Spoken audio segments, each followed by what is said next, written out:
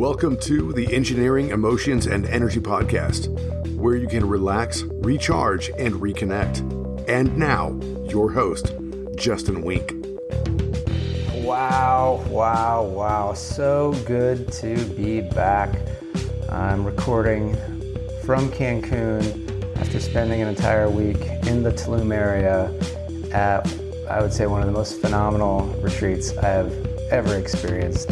Just the ability to learn about myself and working with others and just have some experiences that I never even considered. So much growth, so much learning.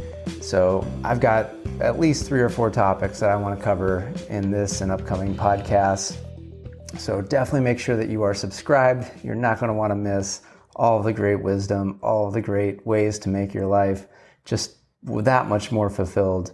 So do encourage you, if you're not subscribed, do keep listening because I got some great stuff. And today is no exception because I'm going to be talking about going into the unknown.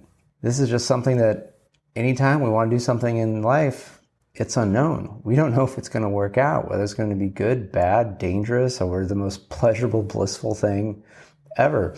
We often have an idea of what we would want it to be, yet we really don't know what to expect.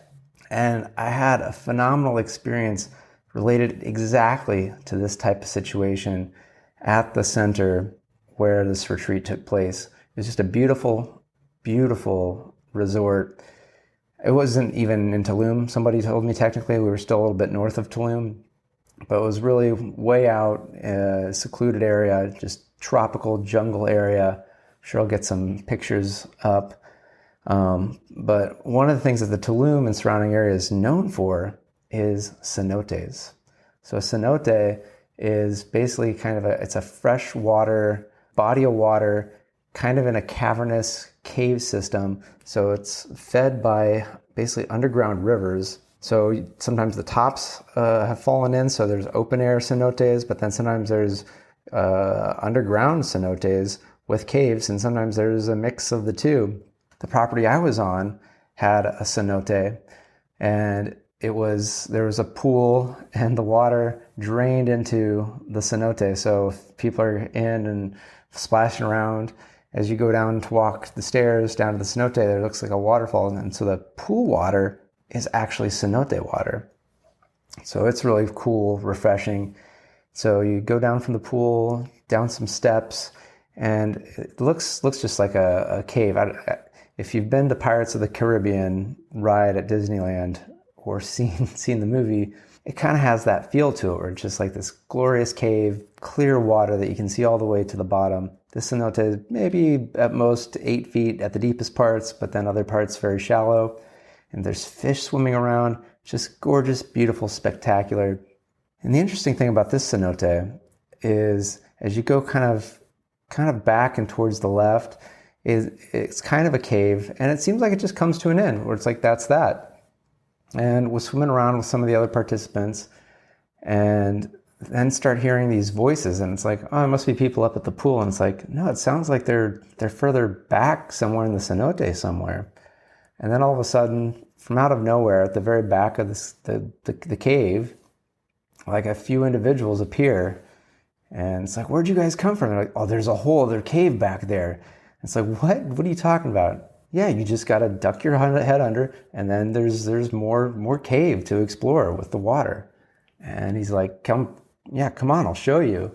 And so I go, and we get to the very back, and he's like, yeah, there's a little bit of a lip where there's like about 2 or 3 inches of between the water and like the edge of the cave. He's like, yeah, you just got to go under just a few inches, and then it opens up back in there. And I'm like, well, what am I going to see? What am I going to experience? What is there? He's just like, it's just more cave. It's like really cool. I'm like, is it dark? He's like, oh yeah, it's completely dark for a while, and then your eyes adjust, and you can just enjoy being back there. And I was like, oh, okay. So I duck my head under, and like he said, I pop up, and there's space, but it's completely dark. Absolute pitch black darkness. Can't see a goddamn fucking thing. And just all I can see is what I can feel, basically. And so feeling around and he's trying to guide me, but I'm just like, I don't like this. I can't see. I don't know where I'm going. I don't even know what the point of this is. Like, maybe I just go through all this and it's just a complete, utter nothing. And I am not enjoying this. This is not fun. I mean, I came here for some challenges, but this was not the challenge I signed up for coming to this retreat. So after, I don't even know if I made it 1 or 2 minutes, I ducked my head back under and was like, all right, that's enough of that. Like, that's just not what I want to experience right now. Just not doing any underwater spelunking. So went and just enjoyed the pool. And the next day came back after doing a whole day of programming and more exercises and growth in other ways. And there's nobody there. So it's just me. And I'm like, you know what? Let me try this. Because I didn't really like the pressure. I felt like I was being peer pressured because there was other people, around. And I'm like, well, and I felt like, I got to do this to be like other people. And fuck that. I don't want to be like other people. I'll do my own thing. And I was on my own. I'm like, I'm curious. What's this like? What's my fear really about? So I go back there and duck under, and it's still dark as shit, still scary as shit, but I don't feel the time pressure because there's nobody there to go, hey, come here, do this, do that, do the other thing. And I don't feel like there's people behind me that I'm holding up. So I start feeling around, and initially you kind of almost, the cave kind of opens up to the right, but there's a cliff sort of thing, like underwater level that goes out to the left. So it's like my body has to go left and my head has to go right so that I can have my head above water for the air, but then have space for my body. And that goes about 3 or 4, 5 feet. And then it kind of opens up. And I get to about that point, and I'm like, okay, I've made it further than I made yesterday. I don't know what's ahead of me. And I look back and I'm like, okay, I can see the light coming in. All right, this is cool. This feels good right here, right now, that I made it further than I did yesterday. And as I look forward, I see nothing because it's completely dark. And I look back and I see the light, and I can see illuminated the space where I had traversed from. And I'm like, this feels like enough. I'm scared because there's nobody around. If something happens, nobody's going to know. And what an embarrassing way to die, that I went to this cenote cave all by myself, didn't tell anybody, and never came back. So I turn around, exit, go out, and go back to the pool and chill out in the pool until it's time for the next part of the program. Few of the days go by, and then go with a group of people to the cenote, just hanging around the mouth of the cenote and enjoying the cool waters. It just feels so good on the skin, and just being around the other people. And then I notice that this other participant, this guy, starts going to the back of the cave. And so I follow him, and he's like, does this go back further? I heard it goes back further. I'm like, yeah, it does. Like, what do you do? What do you do? I'm like, what? It's just, you just gotta like duck under for just a few inches, and then it opens up. And he's like, okay. Like, it's like, are you gonna go? I'm like, yeah, I can go with you. I've gone a little bit, which is true. I'd gone a little bit. So he pops under, and then I pop under. And so we're both in the darkness with him leading and me from behind. And he had never been in this space before, but I had. So I explained to him about the cliff and how his body has to go left and his head has to go right. And he makes it through that, and he goes a little bit further, and I go a little bit further. And he's feeling really good because he's like, well, okay, I made it this far. Let's keep going. And it's like, you got my back. I'm like, yeah, I'm with you. I got you. And so he just continues going, and about 10 more feet, the bottom changes from being the rocky feeling to being like soft mud. And then all of a sudden, bubbles start bubbling up, and it can smell sulfurous gas. And it's like, we're both starting to get like a little freaked out as we go further and further. We're down like 20 feet, and looking forward, it's still just complete darkness. And he's just feeling around, and I'm feeling around. I'm like, what's going on? Is there any more rock? What's going on with what we're walking on, this mud? And he's like, oh yeah, eventually you get to some rocks and things, and then it's like, oh my gosh, there's bats in here. which I kind of knew, but kind of didn't want to remember when I was there, because at night you can see the bats as they fly out of the cave to go do their bat things, which is, I guess, eat insects and do bat-like things. It's like, oh shit, fucking bats. Even though I kind of know about bats, there's still just this, from being a kid, that all bats must be vampire bats, and they do want to at some point suck your blood. Just kind of gets in your head, especially when it's pitch fucking black.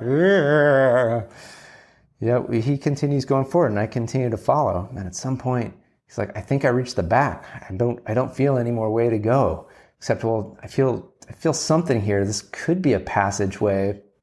And I'm like, okay, let me come feeling like, yeah, this feels like the end. I never did quite feel what he felt was the end of the passageway, or the other passageway that they might have continued on. But we're both like, let's go back. And it's like, yeah, let's go back. And I remember as first turning around and seeing the entrance from where we had came, and just everything was illuminated. It's like, could see that cave very, very clearly. I could also see the forms of bats hanging from the ceiling, which was still a little creepy.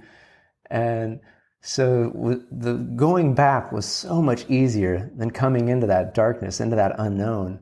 So it was just really powerful to have this experience that, oh, I've expanded my world, and now that it's expanded, it's like I have this expansiveness. It's mine, but also where I came from, that's also mine. And it doesn't have to be hard, and I don't have to stay, and I don't have to keep going. I have options. I have options when going into the unknown. I have options of how far I go, how far I stay, and I also have options in who I go with. I don't have to do it alone. And none of us have to do any of this alone. We are here with other people, and we can choose. We can totally do stuff alone, but that's our choice. And we can also do it with other people. And I discovered that it's so much easier to do it with others, and more enjoyable. And then we both had a shared story together, and that was me and this participant.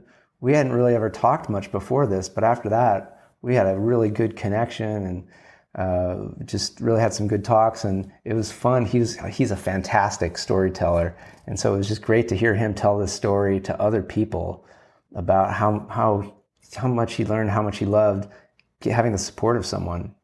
And I also got to have the experience of leading from behind. So often I had thought, and maybe you've had this thought, that like, oh, I need to have gone the whole distance before I can help anybody get somewhere. That if somebody could possibly ever catch up with me, or even go beyond me, how can I benefit that person? I learned that's total bullshit. And if it's bullshit for me, it's probably can be bullshit for you.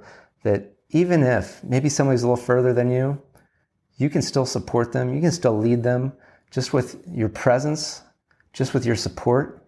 You can make such a difference in the life of someone else, and them pursuing and going into the darkness, going into the unknown, and that in turn supports you, so that maybe it can be easier for you to go someplace you haven't been, but you made it easier for them.